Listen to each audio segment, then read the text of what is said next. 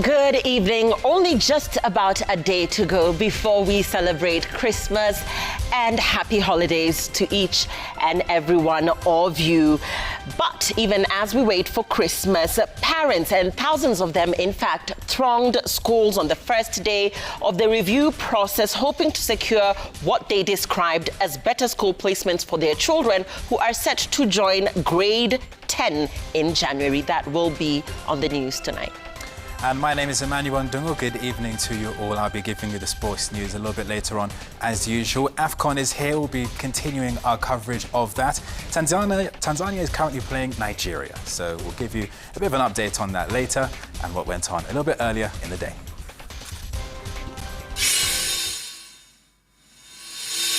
Mtoto ameitwa Galisa. Hiyo Galisa ni day school.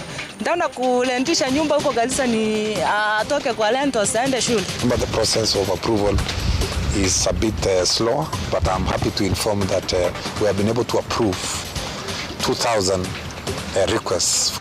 Grade 10 confusion. Hundreds of parents and learners flock schools as the review of grade 10 placements begins.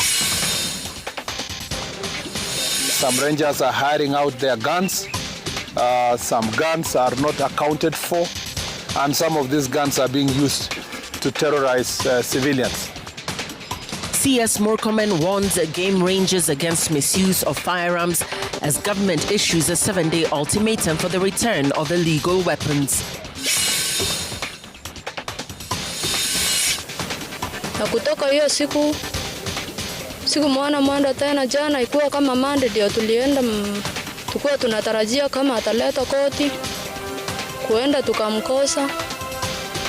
Family of Sylvester Mwenda demand answers after he was found dead in suspected police custody in Maua, Meru County.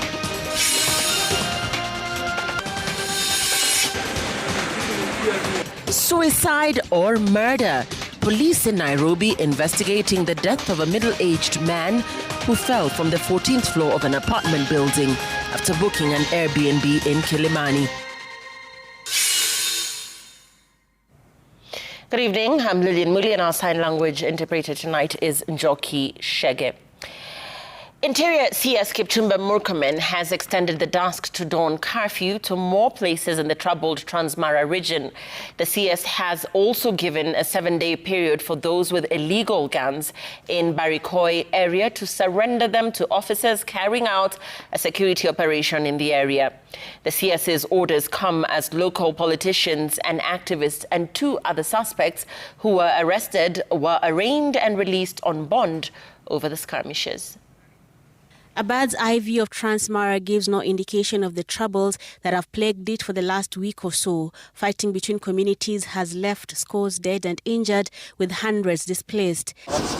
Today, the CS Interior was on the ground with tough measures to maintain peace and restore order.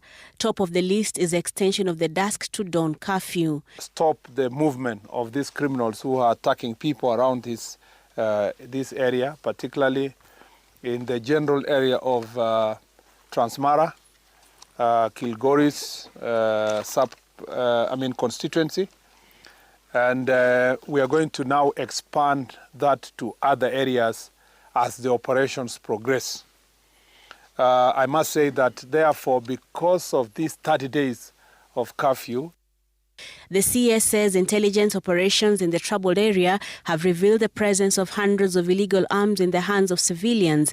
These arms, he says, are being sourced from neighboring Tanzania by unscrupulous people. The security operation seeks to mop up these arms. Already, 5 firearms and an assortment of ammunition have been surrendered. Murkomen says the government is now going for the suppliers, even as they ask those still holding the arms to surrender them in the next 7 days. There should be no single civilian that will possess a gun in Kilgoris constituency. Let me speak in terms of constituencies. In Kilgoris constituency, in Kuria East constituency, in Kuria West constituency, and in Emurwa Dikir constituency. The CS also took issue with what he termed as a misuse of firearms by wildlife rangers in the area and warned that those found guilty of this will be punished. Rangers are supposed to be protecting the areas where there are wildlife, particularly the game reserve.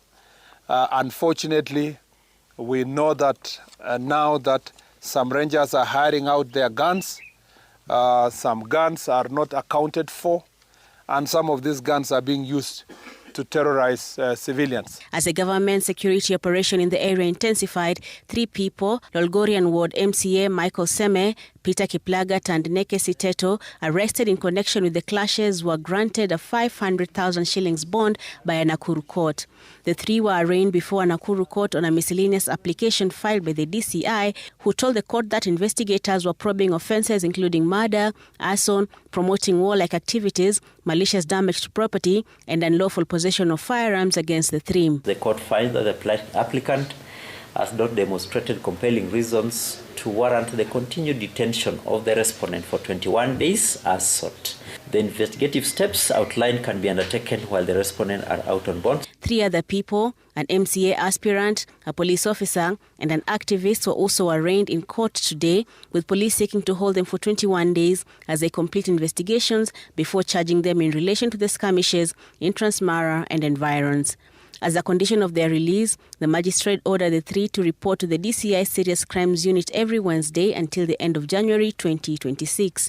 They are also directed not to interfere with witnesses, obstruct investigations, or engage in any form of public incitement.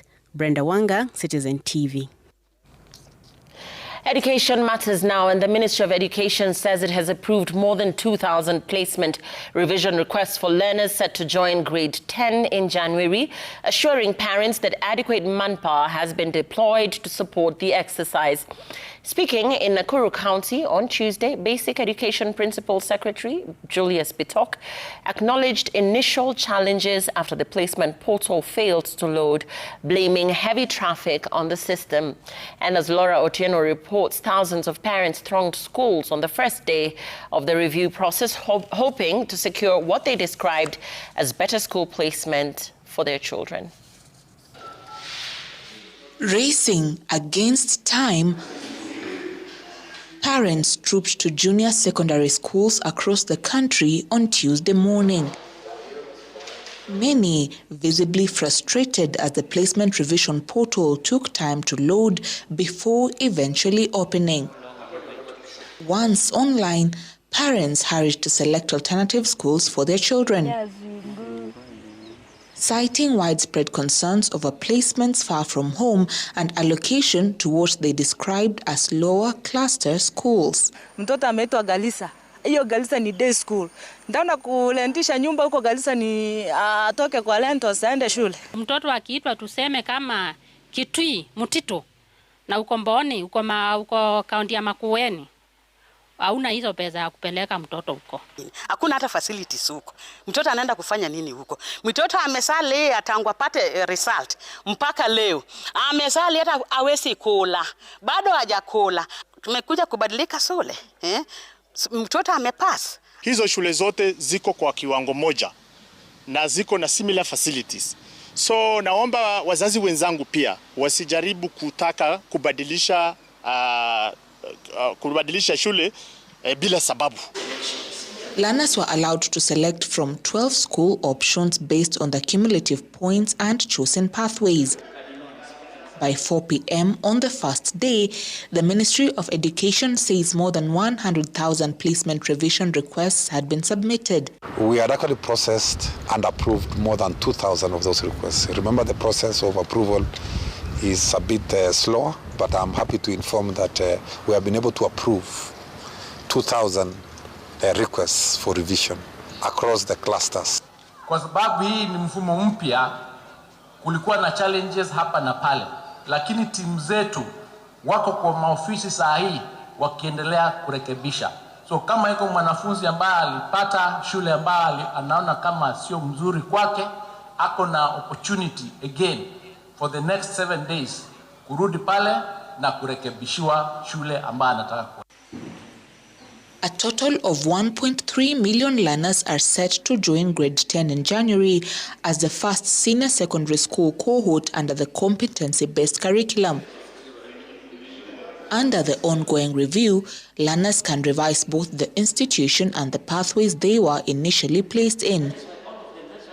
And with the clock ticking, parents now have just 6 days to comply. Laura Otieno, Citizen TV. Tonight, the family of the late Sylvester Peter Mwenda, a 30-year-old trader whose body was found damped at the Nyambene Level 4 Hospital morgue a day after being arrested by police officers, is demanding for justice for their kin.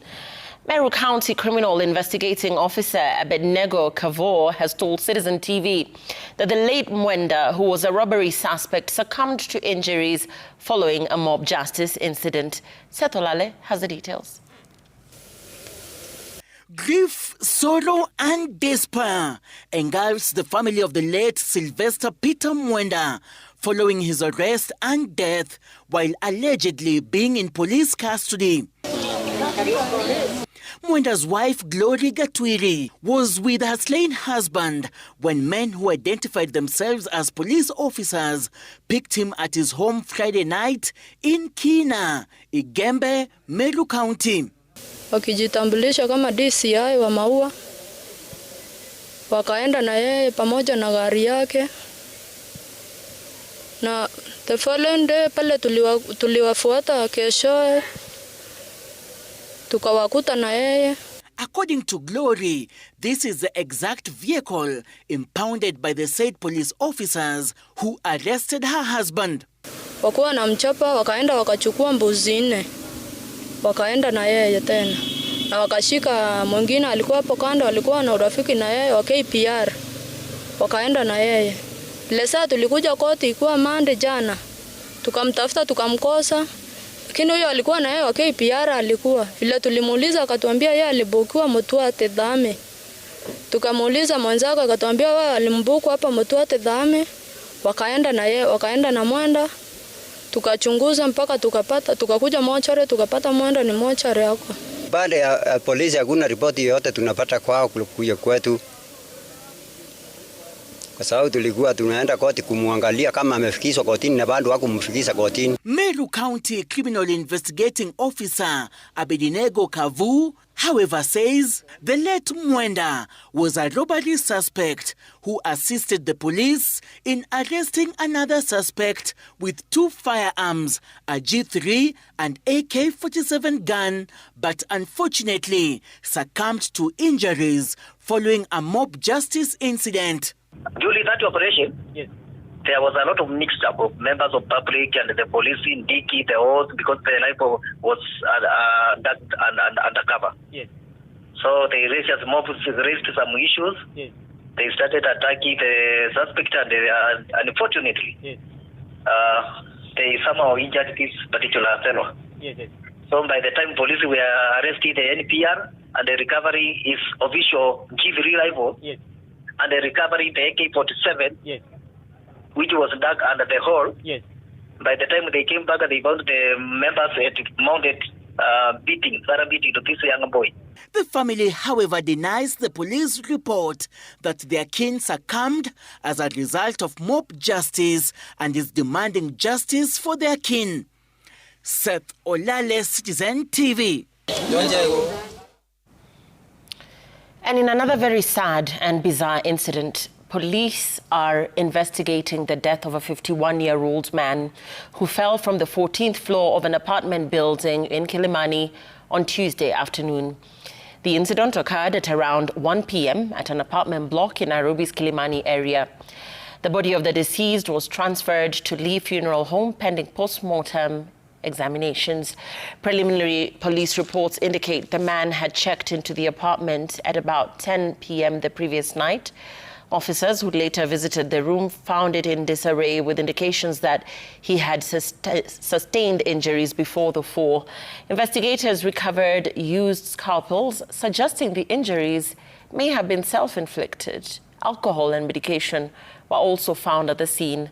Police say the death is being treated as a suspected suicide, although investigations are ongoing to establish the full circumstances surrounding the incident.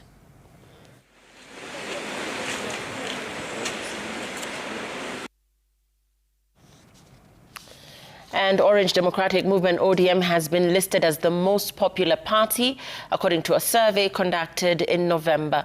Research firm TIFA says President Ruto's UDA party is the second most popular party.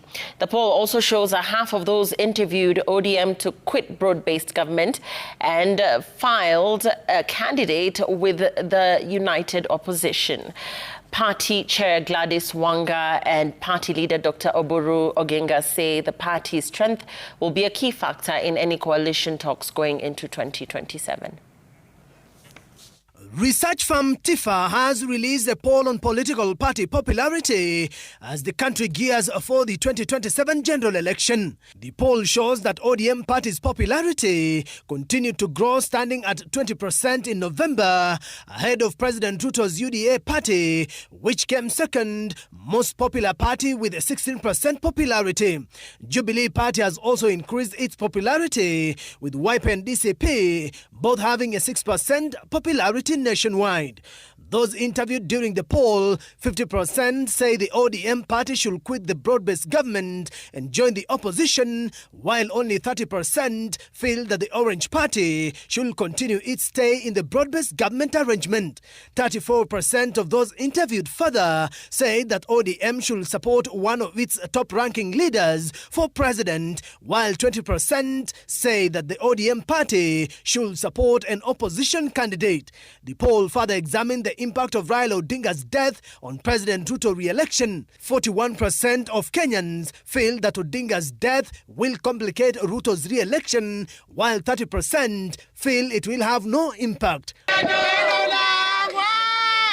ODM leaders led by party leader Oburu Oginga and party chairperson Gladys Wanga say the party's growing popularity will be a key factor in any negotiations to form coalitions in the run-up to the 2027 general election. Sisi kama chama ambayo iko na umaarufu zaidi, tunajipanga kutoka kwa grassroots tukienda juu.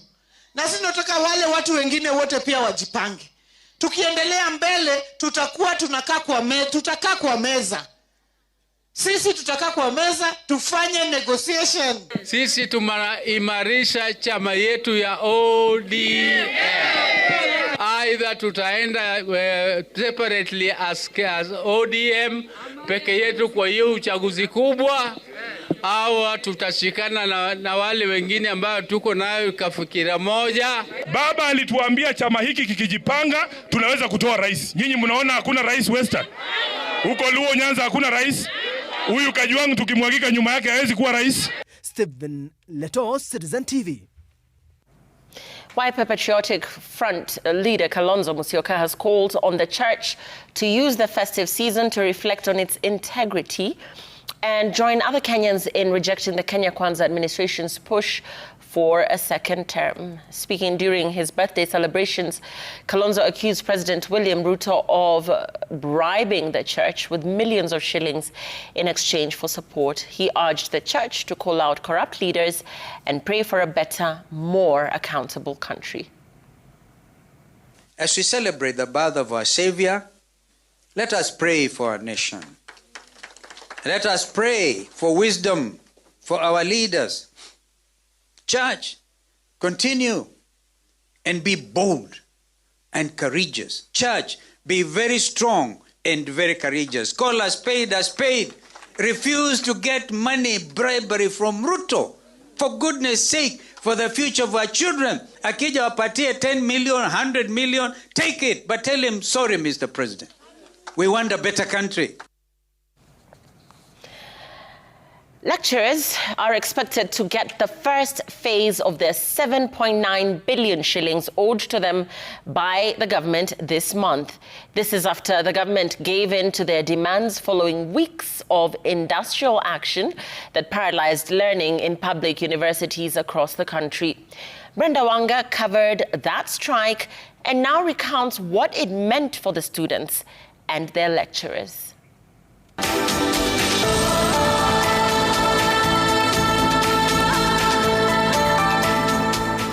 My name is Brenda Wanga, and for me, events in the education sector stood out in the year 2025, and the most consequential one being the nationwide strike by lecturers from public universities.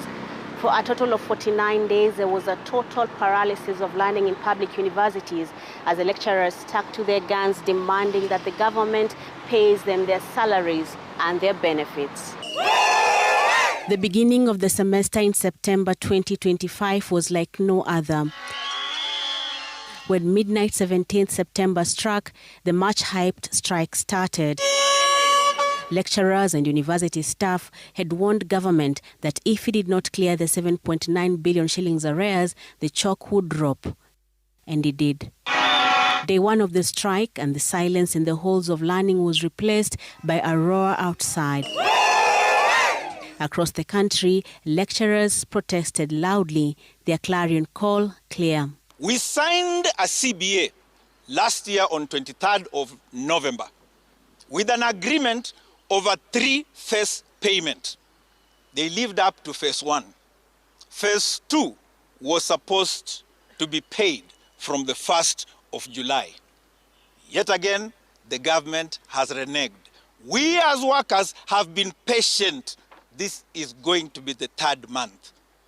If that money is not paid, hawa wafanyikazi hawarudi wapi?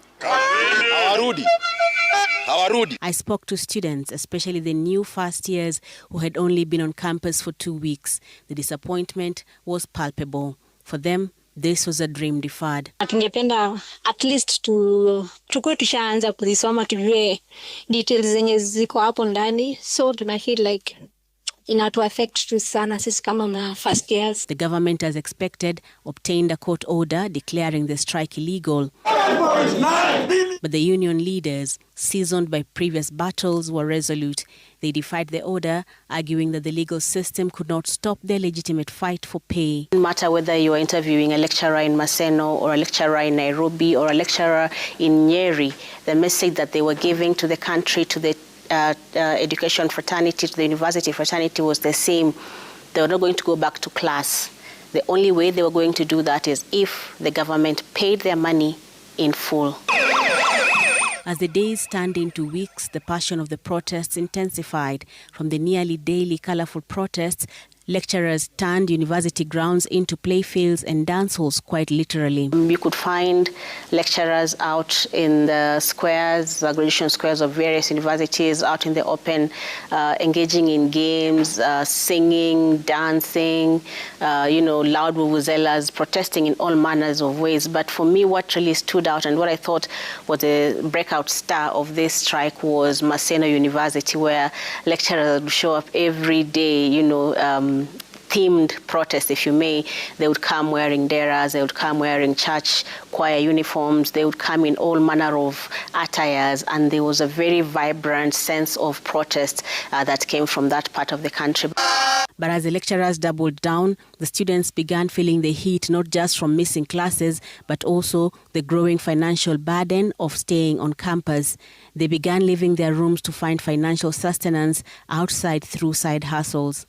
So for me, not to be idle, I decided to have this work, selling eggs and smokies, of which it is of good beneficial to me. We shall never be divided. Behind the scenes, the negotiations were in chaos. Every time a new hope arose, it was quickly crushed. The Education Cabinet Secretary maintained the government simply did not have the full 7.9 billion shillings immediately. They'll be doing a report today to make a decision as to how much money is outstanding. As you are aware, the unions were demanding 7.9 billion. But SRC indicated that 7.2 billion has been paid. There's a balance of 624. Wasu and Kusu and Kudea, we are not ready to cede even an inch. Wakome. Hizo fedha hawa wafanyikazi walifanyia kazi. By the middle of the 7th week, the economic and social cost became too high to ignore. Parliament's Education Committee stepped in, publicly grilling both the ministry and the unions. The pressure escalated until finally the highest officers in the land were forced to act. The learners, driven to desperation, threatened to join their lecturers on the street. The tension escalated. It was no longer just a labor dispute. It was a national crisis. We heard whispers that the deputy president himself was involved in the mediation effort. The government, finally conceding to the severity of the situation, shifted its stance. On day 49, November 5th, 2025, it was over. A return to work formula was signed. The terms, 7.9 billion shillings arrears, would be paid in 2 tranches. The unions also secured a firm deadline for the completion of the new pay negotiations. All disciplinary action commenced during the pendency of the industrial action shall be deemed withdrawn. We're going to have an interministerial CBA implementation team. The relief was immediate. The campuses were once again alive, but the work was only just beginning. Covering these 49 days was a lesson in compromise, defiance, and the sense of a delayed justice for learners. It also brought to the fore the chronic issues that bedevil education in Kenya, especially chronic underfunding of public universities.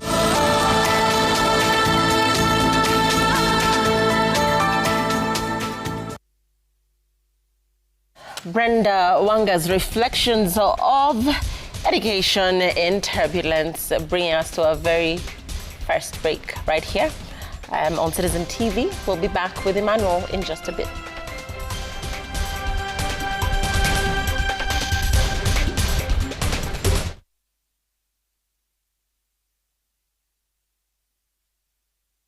Oski niko na mango passion, apple na ka tropical. Oski niko na Mod, assisi city girl, and I set it for you. Don't gonna juicy vibes, some passion for two. Masose masambu, twezi kosa poka juice. Yangu ikujeka iko cool, neza donjwa kwa pool. You want a mango one, come take it from me. Apple na kuja nae, so you juice it for me. So you juice it for me, so you juice it for me. Can you juice, so you juice, and you juice it for me.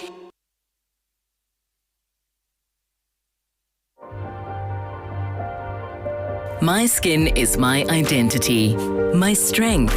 It's unique and deserves care made specially for me. Nivea Radiant and Beauty Even Glow, enriched with 95% pure vitamin C and pearl extract for visibly radiant and even-toned skin in just 2 weeks. Nivea Radiant and Beauty Even Glow. Skin is for celebrating my shade of beautiful. Nivea is for skin.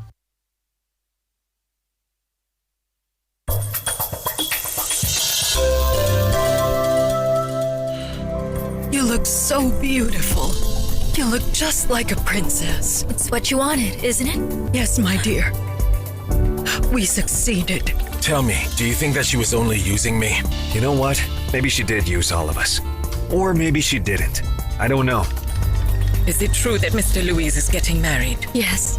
So that man got extremely lucky because now he's going to marry the nicest woman in the world.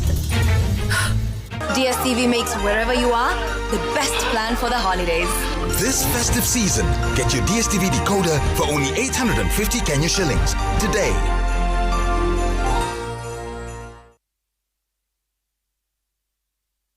Msimu wa Krismasi ni msimu wa kuja pamoja kusherekea. Chakula kitamu ni kiungo muhimu sana kwa raha ya familia. Asante wa Kenya kwa kuchagua unga wa Raha Premium Kavagara, Raha Premium Ngano na Joymax Mwivoko Flour na kutufanya kuwa nambari 1 kote nchini. Asante sana kwa distributors na wauzaji wetu wote Kenya nzima kwa kuhakikisha kuna raha katika kila familia. Joy Millers Limited inakutakia Krismasi iliyo na raha na mwaka mpya wenye mafanikio. FOMO? We say no more FOMO. Not when you have happy hour. Scroll, stream, post, and play endlessly. It's your time for unlimited fun. Because when you have the happy hour bundle, you can do kila kitu. This is huge. At only 19 bob for 1 hour or 45 bob for 3 hours. All you have to do is download and use my Airtel app or simply dial *544#. Always be in the know. Buy the happy hour bundle today. Now bado tuna grow. Airtel.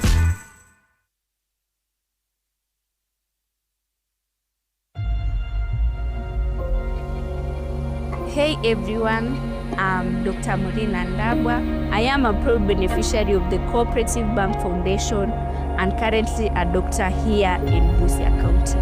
With the help of Cooperative Bank Foundation, I was able to pursue my high school education at Butere Girls High School and then proceeded for my medical degree at the University of Nairobi. Founding this hospital was a collaborative initiative with my spouse, who is also a co-director.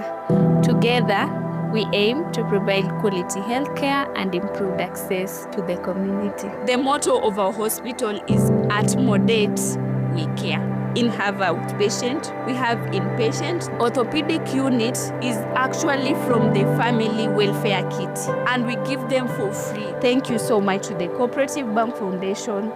I'm living my dream and shaping lives every day.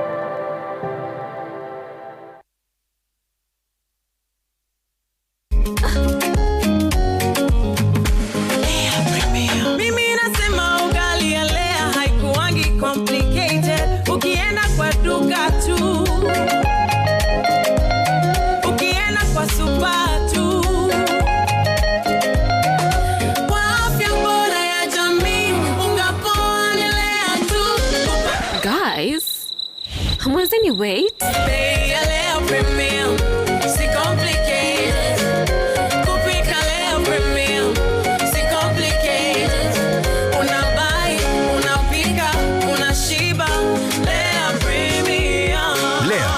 Flour, nurturing the world. Available in a store near you.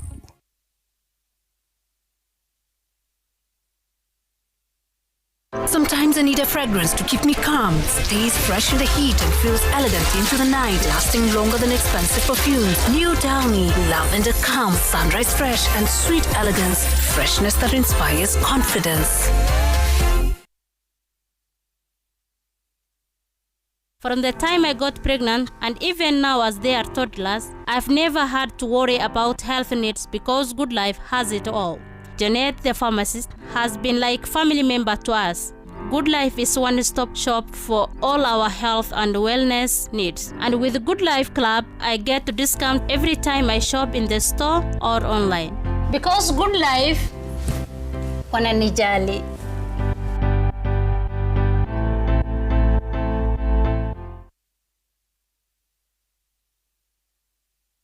Are you a Kenya government civil servant na uko na emergency?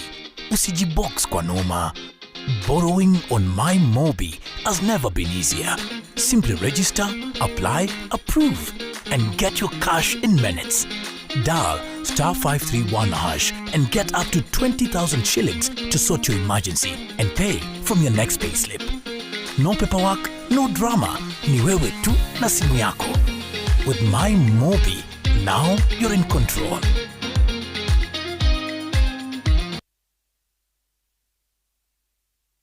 At St. Peter and Ann Medical Center, Ruaka, we believe healthcare is more than treatment. It's trust and unmatched care. Available 24/7 for emergency response and critical care, we are committed to investing in top-tier dental and imaging services. Utilizing advanced ultrasound and X-ray diagnostics guarantees precision at every stage of the process. Our inpatient wards offer comfort, safety, and compassion. Our modern laboratory delivers results you can trust. St. Peter and Ann Medical Center, here when you need us most. Your health is our priority.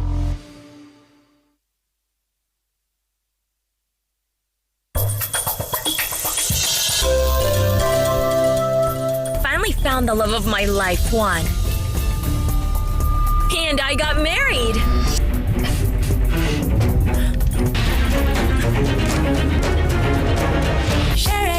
Christmas bila pressure, the Equity way. Lipa kila mahali for free with your Equity card, Equity Line *247# or Equity mobile app. Equity iko nawe kila mahali.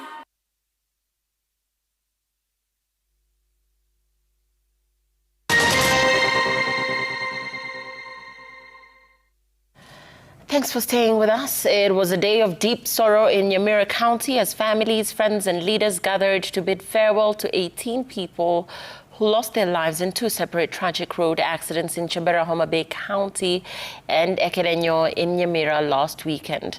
A joint memorial service for the deceased was held at Rangenyo Catholic Church grounds, followed by burials at the different affected homesteads, where 9 of the 18 were later laid to rest. Mary Morki reports. Tears, prayers, and silence filled the air at Rangenyo Catholic Church grounds in Nyamira County as grieving families struggled to come to terms with the sudden loss of their loved ones. A joint memorial service was held in honor of the 18 victims who died in 2 separate road accidents. 9 of the bodies were present during the service, while other families opted to hold separate burial ceremonies due to logistical and financial challenges. She loved God, and as we know that she was going for a wedding to Chabera, but coming back she died. Fanya mambo ya kulima mashamba hii pande ya inaitwaje pande ya Kuria. Amechukua mashamba, so alikuwa mtu mwenye analima nje, anakuja kufanya kazi ya kufidi watoto wake.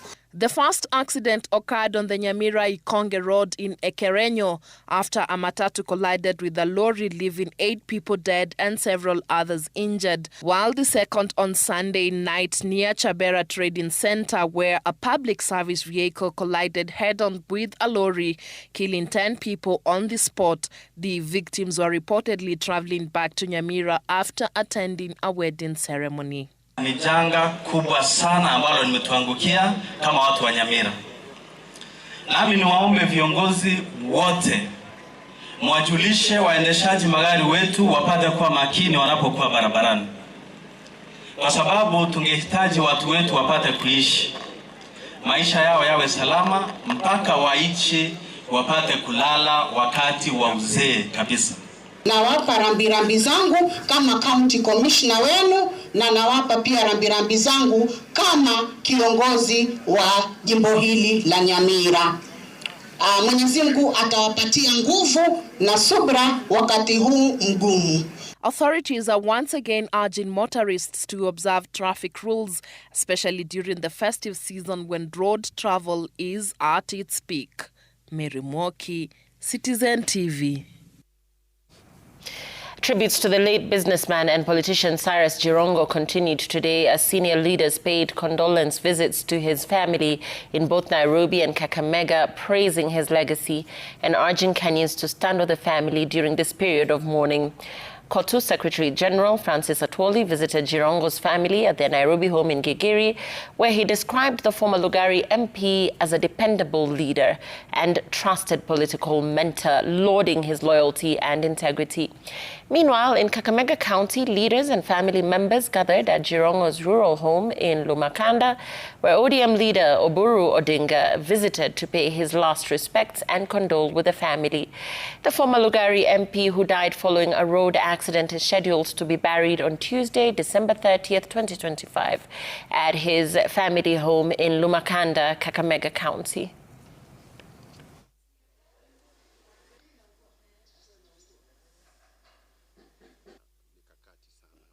He educated so many people, he touched so many souls in Kenya and more so in Western Kenya. We have lost a great person in our community, we have lost a great person in Kenya. And what we do, as I've come here to condole with the family, is just to try and move closer to the family and see if there is any way, in any manner that we can do to give Cyrus a home send-off on 30th of this month. And detectives in Mombasa are pursuing a notorious vehicle fraudster who poses as a vehicle importer only to rob Kenyans of their hard-earned money. The suspect, Richard Amimo, is said to have defrauded multiple clients in Mombasa, Nairobi, and other parts of the country. In the latest fraud, Amimo is said to have defrauded a Catholic church in Chani a total of 3 million shillings. Francis Mtalaki has more. The suspect, a 29-year-old Richard Amimo, is said to have robbed more than 6 unsuspecting car buyers in the month of December alone. According to the County Criminal Investigation Officer, Engineer Mike Muya, detectives are piecing together several leads linking the suspect to vehicle fraud cases in Mombasa, Nairobi, Athi River, Thika, and several other major towns. This person has been a serial fraudster. And in fact, he doesn't own a yard. He just says that he have an account where he can, and he has friends from Japan where he can he bought those vehicles at a low price. Members of the public have been duped to just being told that they are going to get vehicles at a lower price than what they are getting it here. But the fact about the issue, they are being frauded of their money. None of all the complainants have ever received a vehicle from that fraudster. In the latest incident, a Catholic church in Chani held a fundraiser early April to buy a Toyota double cabin for the father. And on 17th of April 2025, the church allegedly transferred 2.7 million shillings to a Mimo's account with a promise that the vehicle will be in Kenya in 60 days. Mwezi wa sita ukaisha. Nikimuuliza documents, aniambia nisubiri, naweza kuwa na haraka, naweza kumpeleka speed. Documents zinatumwa. Hapo akamconvince client kwamba gari in 1 month's time itakuwa imeingia Kenya. But alikuwa na shortage ya pesa. Client akamuuliza ni pesa ngapi, akasema ongezwe 200,000. The client did not state, alimuongeza 200,000. Ndiposa documents za gari ziweze kutumwa. The church later added a further 300,000, raising the total amount from the church to 3.2 million shillings. 6 months later, the double cabin is yet to arrive. Kamuongezea 300,000. Mwezi wa 8, mwezi wa 9, ikafika mahali akuwa anatupeleka hivi, simu mara saa ingine ashiki, mpaka ikabidi tuchukue hatua. 4 matters which are before the court, and we have 6, and I can assure you about 2 matters which we have already finalized. They are also going to be taken to court within this week. Police are warning Kenyans to be careful during this festive season as the cases of fraud are on the rise in Mombasa. Francis Mtalaki, Citizen TV. Thousands of travelers have thronged railway stations across the country, forcing Kenya Railways to scale up train services. The surge comes as Kenyans travel in large numbers to the coast to celebrate the Christmas holiday, a shift from previous years when many traveled to their rural homes. Additional services have also been introduced on the Kisumu route to cater for the high number of Kenyans traveling to the coast, while ticket prices remain unchanged despite the few seats available.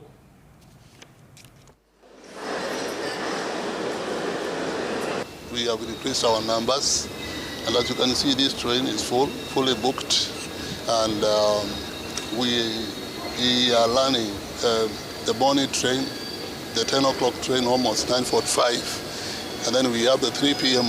train, and then we have the 10 o'clock night train. That now is a combination of 4 trains down and 3 trains up. We are running a train to to Kisumu. We also run a train to Nanyuki because of the demand of these services, and the services have increased. So again, we are not only connecting here, we also connecting ourselves to Kisumu by meet and gauge. We also connecting ourselves to Nanyuki, Nairobi Nanyuki through the meet and gauge, and our numbers have increased. We'll be taking a very short break after looking at that rush for train services as Kenyans move away from the tradition of going to rural places to going to the coast. We're back with more in just a bit. Stay with us.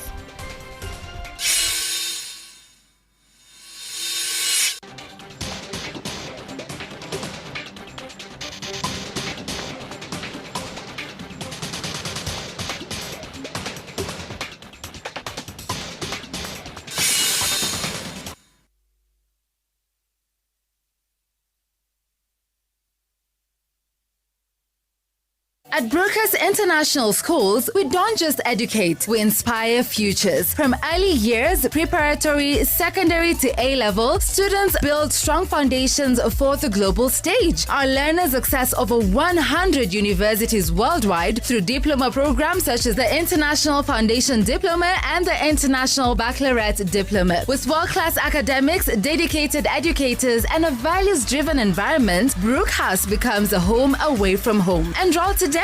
Visit our Lavington or Kiserian campus.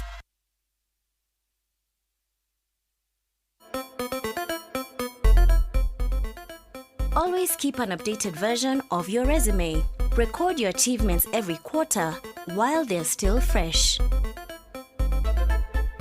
Begin your journey at our campuses in Nairobi, Meru, or Mombasa, or study flexibly online through Kemu Digital School. Kemu, the future is here.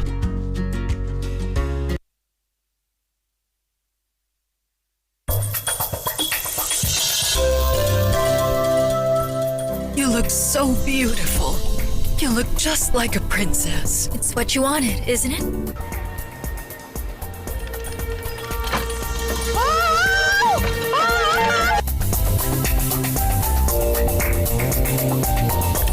Katika Equity Afya, tumeweka afya jamii mbele kwa kuletea huduma bora za afya karibu nawe na kwa bei nafuu. Tembelea Equity Afya, your caring health partner.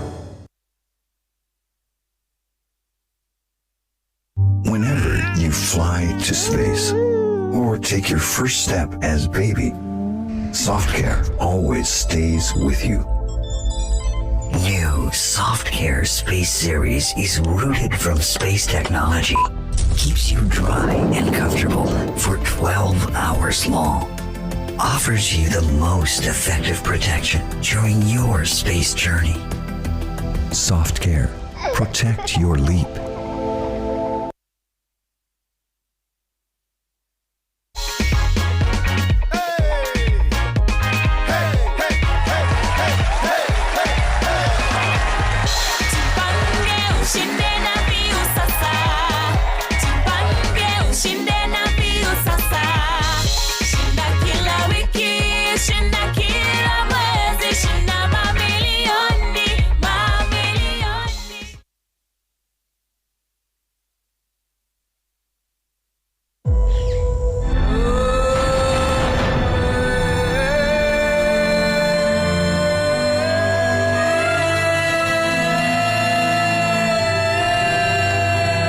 Kiharu, where education rises, development marches forward, and every new dawn writes a brighter story for the people.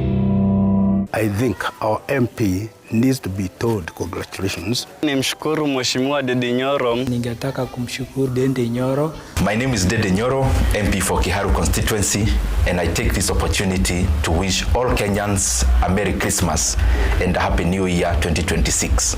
And a Happy New Year. Teke na Wigo Boda. Chanua Jam, fika on time at the lowest charges in town. Vaa helmet and ride in style. Ni safi, ni safe, na ni easy kwa mfuko yako. Wigo, your trusted ride. Download the app now. Ama SMS Wigo to 20425. Ndio ufike right on time. Wigo, your trusted ride.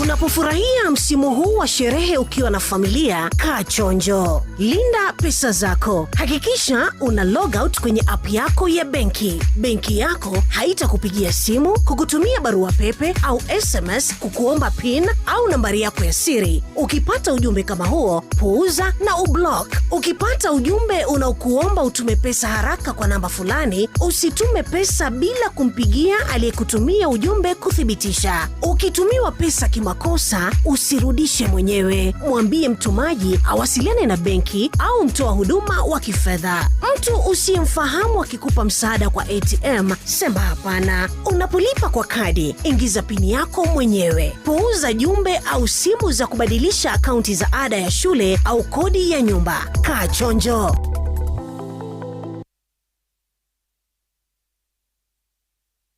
Are ticks a nuisance to your livestock? Introducing Truvet's Double Tick with OBS. Double Tick has OBS special oil that make it very strong, penetrate far, not washed off and spread over animal skin. Double Tick kills all livestock insect pests immediately. Only a dosage of 20 ml for 20 liters of water is needed. Available in all Agrovet and distributor shops near you. Huwa kupe wote inataka tu Double Tick 522.5 EC. Call 0740 333 337 or 8 or 9 now.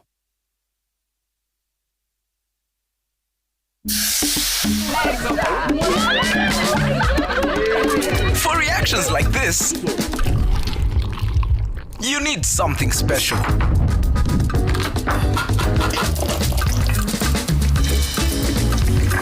That one extra touch that makes everybody go wow.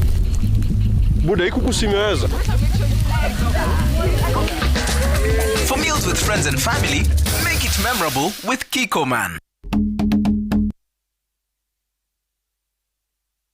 Royal Mabati Factory Limited has exclusive festive discounts. Deca roofing tiles at 500 a piece and steel trusses at 199 per kg. Enjoy free delivery anywhere in Kenya. Call 0722-638383 or order now at www.royalmabati.com.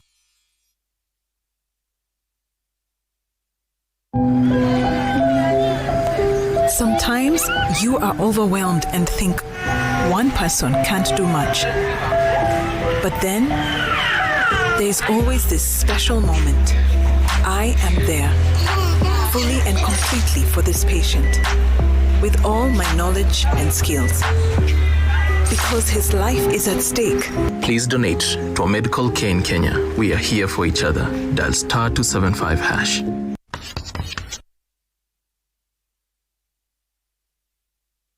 Are you a Kenya government civil servant na uko na emergency?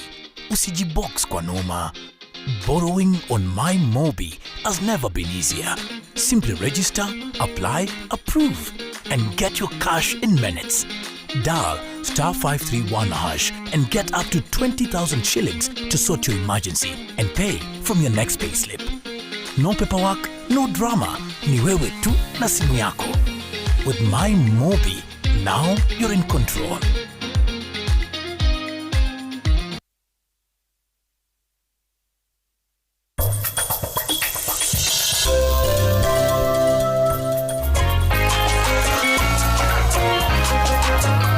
Kenya's Gold. Dad, najua nimekuletea aibu sana. So sorry, Dad. Nimekuahidi nitakuwa mtoto mzuri.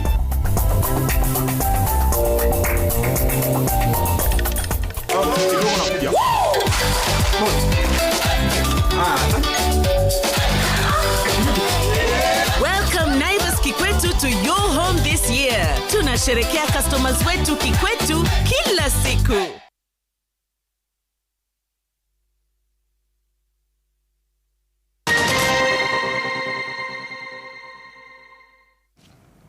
Welcome back. Tonight, we take a look at the Rironi Mall Summit Road project, one of Kenya's most ambitious road construction projects launched by President William Ruto at the end of November. The billion-dollar highway is expected to transform a long, congested and accident-prone route linking Nairobi to Western Kenya and the East African region. With a 2027 completion timeline, we explain what is being built, how it is being funded, as Jasmine Wamboi tells us.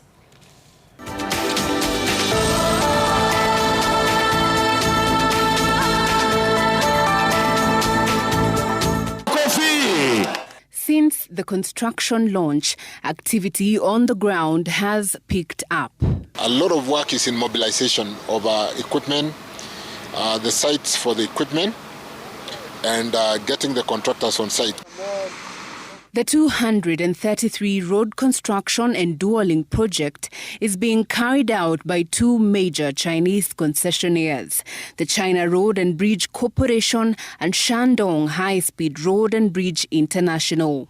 When we were discussing and looking at our time frame, we realized that if you invest with only one, the portfolio will go beyond $1 billion. And for this, some of these Chinese contracts, the approvals in their own country requires, when it is beyond $1 billion, then they have to have certain levels of approval, which would have taken too long. And unlike many past road projects, a fast-tracking model is being applied here. The construction period is 2 years, according to the agreement that we've signed with them. From February, we'll be having 12 gangs from both concessionaires to ensure that we deliver the road by April, May 2027.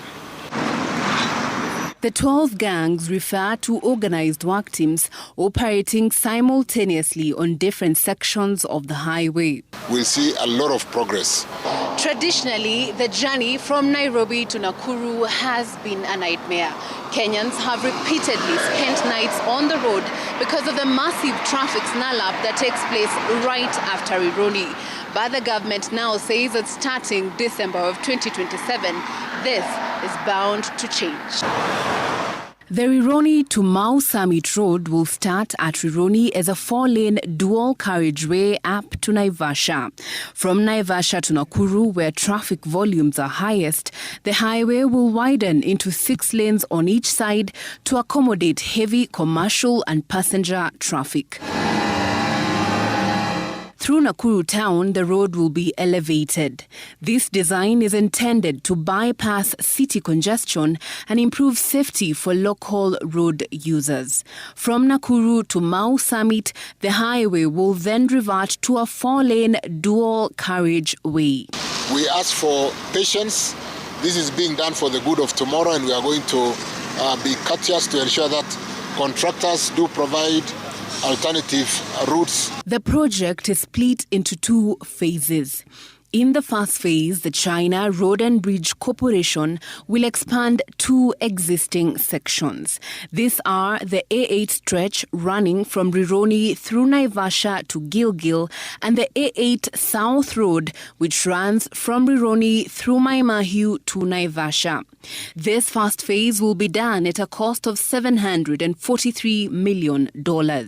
The second phase, to be undertaken by the second concessionaire, Shandong High-Speed Road and Bridge International, covers the single-lane road from Nakuru to Mau Summit. Expanding this 94-kilometer section will cost about $678 million. Combined, the 2 phases will form a continuous high-capacity highway so that linking Nairobi to Western Kenya and the larger East African If the president is going to use this project is expected to be completed by the end of 2027 at a total cost of $1.4 billion US. This is about 184 billion shillings. 2027 siku ya madaraka tarehe 1 mwezi wa 6, mimi nakuja kufungua hii barabara ikiwa imekamilika. Nyinyi mnanielewa? We always elect our leaders so that they can bring development to our regions. So if the president is going to use this project to rule us as voters, we have no problem. After completion, the 2 concessionaires will operate the road for 28 years to recover their investment and earn returns before handing it back to the government. The entire corridor will operate as an open toll road. We are looking at about 8 shillings per kilometer for small vehicles, and there is a factor of how it's computed when you are doing the big trucks. This means that if you were to drive from Rironi to Mau Summit once the road is complete, you would pay a total of 1,400 shillings. And should you opt out of the highway, we will really improve the adjoining roads to ensure that there are adequate alternative routes for those clients who may choose not to use this road. The importance of the Rironi Mau Summit Road lies in what it unlocks. Biashara zetu ambazo watu wa Nyandarua, watu ambao wako Rift Valley pale Nakuru ambao wanalima mahindi, zitaweza kufika on time kwa sababu ya upanuzi na dual carriage ya hii barabara. Si kama hapo mbeleni ambao ilikuwa njia moja ambayo ilikuwa na msongamano, unapata viazi zimeharibika, sukuma zimeharibika. This highway is a key part of the Northern Corridor and is a main transport artery linking the port of Mombasa through Nairobi to Western Kenya and landlocked neighbors such as Uganda, Rwanda and the Democratic Republic of Congo. By upgrading a historically congested and dangerous route, the project is expected to drastically cut travel times and improve Kenya's position as East Africa's trade and logistics hub. It's really upon us to ensure that we do not give in to competition out of Djibouti port or out of Dar es Salaam port, because don't forget that if our competitors have got easier access to market, easier movement because of good infrastructure, they definitely take that competitive advantage out of Kenya. And to support this massive upgrade, the government has also accelerated work to expand the Westlands to Ironi Road from a 4-lane to a 6-lane dual carriageway. The James Gishuru to Ironi Highway is critical in easing traffic flow from Nairobi onto the Nakuru Highway. This project is being undertaken by China Wu Yi at a cost of about 20.4 billion shillings and is fully financed by the government. It is now about 82% complete, according to the Kenya National Highways Authority. Together with the Rironi-Mau Summit Road, it will remove one of the biggest bottlenecks on the corridor. We'll construct outside the new road before we come and rehabilitate and upgrade where the current road is sitting. So we'll not see much congestion. And there are alternative routes for those travelling to areas like Narok, Bomet, Kisii and even Migori. Now, as Christmas travel reaches fever pitch, this Ngong Suswa Road, completed about 2 weeks ago, is going to be a critical alternative for Kenyans traveling to the south rift of the country. This project comes after the termination of an earlier agreement with a consortium led by Vinci from France earlier in the year. The new deal was announced during President Ruto's state visit to Beijing in April 2025. Jasmine Wamboi, Citizen TV.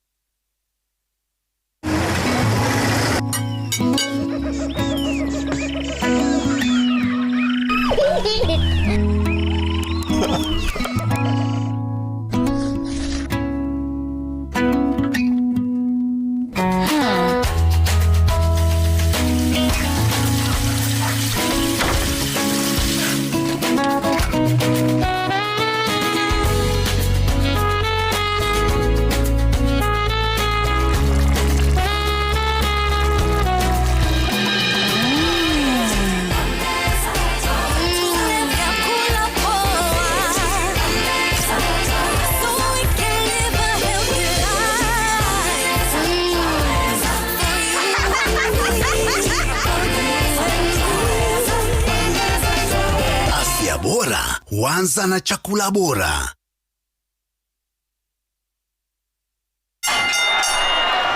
Acha buzz mingi. Bring what you got. Kuonyeshe who's boss. Reclaim your home. Rated strikes like lightning. Kills Dudu's dead. Available in stores countrywide.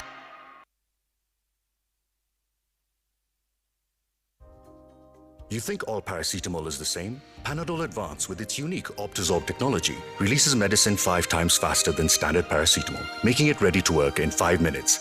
Try Panadol Advance for fast and effective relief from pain and fever. Fast relief at only 15 shillings per pair.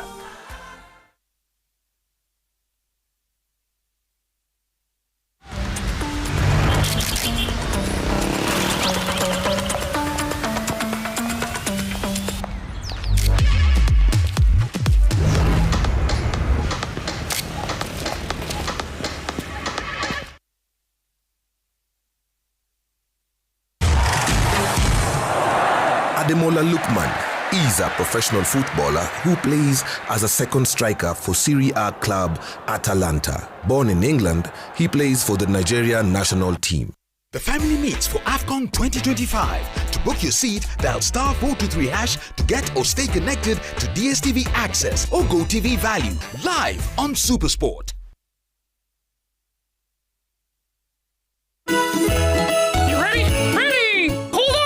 Buckle your seatbelts. This trip will be dangerous. 3, 2, 1.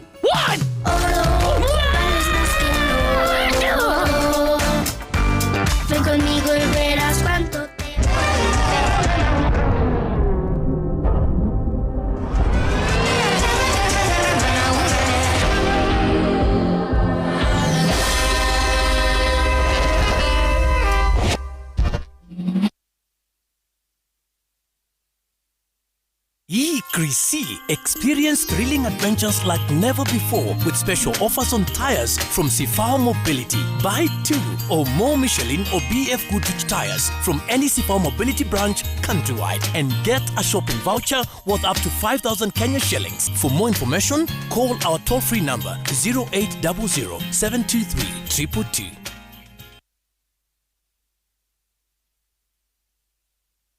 Whenever you fly to space or take your first step as baby, SoftCare always stays with you.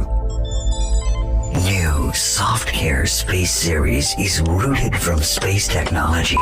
Keeps you dry and comfortable for 12 hours long. Offers you the most effective protection during your space journey. SoftCare. Protect your leap.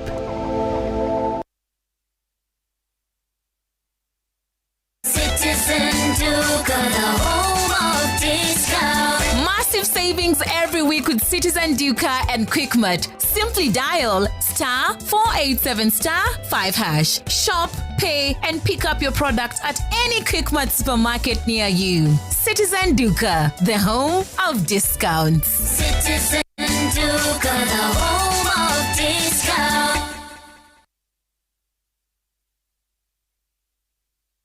Je, unajua kuwa benki nchini Kenya sasa zinatumia mfumo mpya wa kutoa riba ya mikopo? Mfumo huu unaitwa Kesonia, yani Kenya Shilling Overnight Interbank Average. Kesonia ni wastani wa riba ambayo benki hujitoza zinapokopeshana pesa. Ni kama bei ya jumla sokoni. Mfanyibiashara huanza na bei hiyo, kisha anaongeza gharama kama usafiri na kodi ili kupata bei ya mwisho kwa mteja. Vivyo hivyo, benki hutumia Kesonia kama msingi, kisha huongeza gharama za uendeshaji na kiwango cha hatari kulingana na historia yako ya ulipaji. Faida yake ni nini? Kesonia ni ya haki na wazi kwa sababu inatokana na gharama halisi za soko na hufuatiliwa kila siku na Benki Kuu ya Kenya. Ukilipa mkopo wako kwa wakati, unaweza kupata riba ya chini na fursa zaidi za mikopo. Hata kama uliwahi kuchelewa kulipa, bado unaweza kujenga historia nzuri upya. Lipa kwa wakati, jenga rekodi bora, fungua fursa zaidi. Wasiliana na benki yako kwa maelezo zaidi.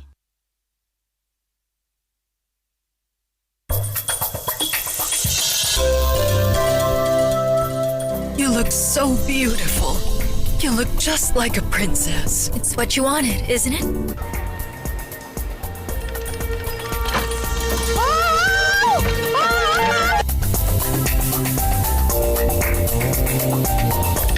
Katika Equity Afya, tumeweka afya jamii mbele kwa kuletea huduma bora za afya karibu nawe na kwa bei nafuu. Tembelea Equity Afya, your caring health partner.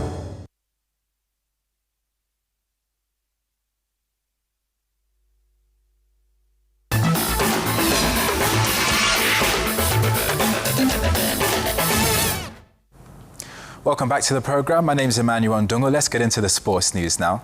Just 1 year ago, she would not have dreamed of playing for the junior Malkia Strikers, let alone the senior national volleyball team, the Malkia Strikers. But 2025 has been a good year for her. She joined one of the best volleyball teams, KCB Women, and was called up to the under-20 national team and won the Africa Cup. And to crown it all, she was named the MVP and was elevated to the Malkia Strikers. Marilyn Tata Ndachi, popularly known as Tata, has been sensational in 2025. Micah Kinney tells us more. She stands tall at the KCB training sessions, her lean figure capturing the attention with every move she makes. 4 years ago, she was an ordinary student at Kwandanze Girls before she was drafted into a sport she barely knew. She started from scratch, learning the rules on how to play the game, a journey that took 1 year. But when she started, there was no stopping her. She was part of the Kwandanze team that won the National Schools title and the East Africa Schools title in 2022. Niko na hiyo passion ya kujua hiyo volleyball na nikitia bidii naweza kuwa a big player. Her never-say-die attitude has made her go-getter, an aggressive right attacker with thunderous strikes that have already won her number of most valuable player awards at only 19. Hata ikiwa aje, mimi hujiamini. Najiambianga naweza fanya. Kama hizo miaka zingine nimefanya, sikukuwa najua na nikajua. It means hata nikiweka hapa naweza fanya. So ni believe in yourself then trust God. Her first trophy at KCB was the Kipchumba Karori International Tournament, where she was voted the most valuable player. Her first individual title at club level. Sikuwahi kuwa na any trophy kwa club, nilikuwa tunaza shule, so nilikuwa happy kupata trophy kwa nikiwa club. She first played at the international scene in 2023. But 2025 is a year that her name has sent shivers down the spine of opponents. She guided Kenya to winning the Africa Under-20 Championship, her lethal spikes once again earning her the MVP award. The award comes with a heavy burden as you have to work extra hard to prove you are the best. But Tata has devised a method of dealing with that kind of pressure. Nikishapewa ile MVP, mi usahau, najiambianga bado sijafika. So naenda tena na train hard nikijiambia next tournament I want to be the best because najiamini mimi the best. They've not stressed Kenya at all. Tata. Her inspiration comes from another lethal right attacker in the Kenya team, Sharon Chumba. Tata says Chumba gave her the self-belief when she got her first call-up to the Malkia Strikers. By the way, first time yangu nikiitwa, nilikuwa najiambia, wacha tu mimi niende nijaribu because ikuangi rahisi mtu aitwe mara ya kwanza na make. So mimi nilikuwa najiambia, wacha niende nijaribu, but I thank God vile tu nilienda kujaribu yangu nika make. From the captain, Tang Tui Chuan, Emma will set this time to Tata. With every great performance, she has attracted scouts from different corners of the globe who offer to take her abroad. This can confuse even the most experienced players due to the perks offered. Okay, offers nimepata ni mingi sana. Paka inafika mahali nashindwa kuchoose because hata wewe pia vitu zikikuja mingi unashindwa niende kwa hii, pesa ni mingi Willpower is everything in sports, she says, especially when the worst disaster strikes. Injuries. At the Africa Junior Championships, she played the semi-finals and the finals with an injury because her team needed her badly. Na ni mimi ndo nilikuwa nafaa tucheze, so kutolewa timu yangu ilikuwa iko kupigwa. So ikabidi nimerudi, tukacheza tukawin hiyo game semis, ndo tukamake to finals. Première demi-finale, match en jeu, Idachi! For now, she's happy to play for KCB for another 2 or 3 years. She sees this as an incubator that will prepare her for the journey to conquer the world of pro volleyball. I want to be the best player. Kwa wale players wanatajwanga sijui Vargas, Karkut, Gabi. Pia mimi nataka jina yangu ionekane huko at the top 10 players, yeah. Other than volleyball, her time is spent in sports. She's obsessed with training. Okay, mimi napenda tu zoezi. Nikitoka hapa, nikifika kwangu nitakaa, nisikize music, after hapo nitoke tena niende zoezi. Maybe niende nikimbie ama niende gym. Kitu tu, yeah. At 19, her dream is to take Kenya to the Olympic Games in Los Angeles, where she hopes Malkia Strikers will perform well and open the doors of pro volleyball for her and her teammates. Michael Kinyi for Citizen TV. Now on to AFCON. Senegal beat Botswana 3-0 as the DR Congo pipped Benin 1-0 in the early kickoff matches of the 2025 Africa Cup of Nations matches on Tuesday. Record champions Egypt had to dig deep before scoring 2 classic goals to beat Zimbabwe 2-1. Let's have a look.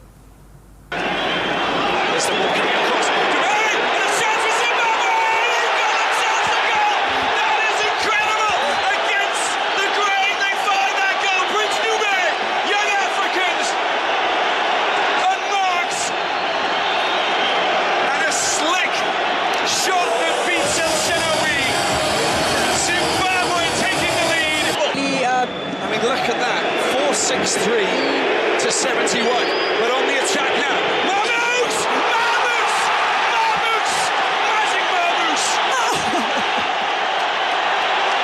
The strike that has put the Pharaohs. He wants to put something right front. The driving shot that comes in has been blocked once again. And they're still in with a chance. There's the shot!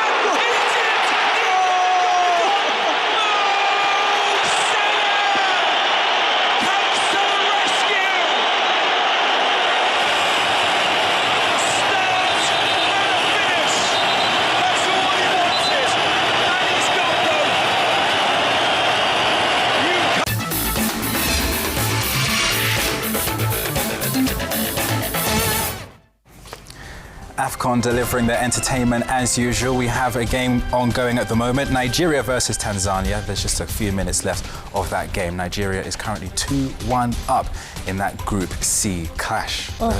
Lillian? Who are you rooting for? In this game, Nigeria, I guess. Yeah, I'm not looking for Tanzania for that one. What about you? Nigeria. Nigeria, yeah, thank you. For sure, yeah, Nigeria. So do you get into the festive season, by the way? It's just about, I think, a day and some to Christmas. What are your plans? I'll be here. Yeah. So Me too. You'll be here as well. Yeah. So I guess we'll be here together for Christmas. I think that's it. But yeah, I haven't got much plans, to be honest. Yeah. But New Year's, we'll get New Year's off, so we'll be all right. Yeah, either way, happy holidays, guys. Stay blessed, enjoy your moments with your families, and stay safe out there on the roads as well. Absolutely. My name is Lillian Muli. Have a good night. And my name is Emmanuel Ndungu. We'll see you around.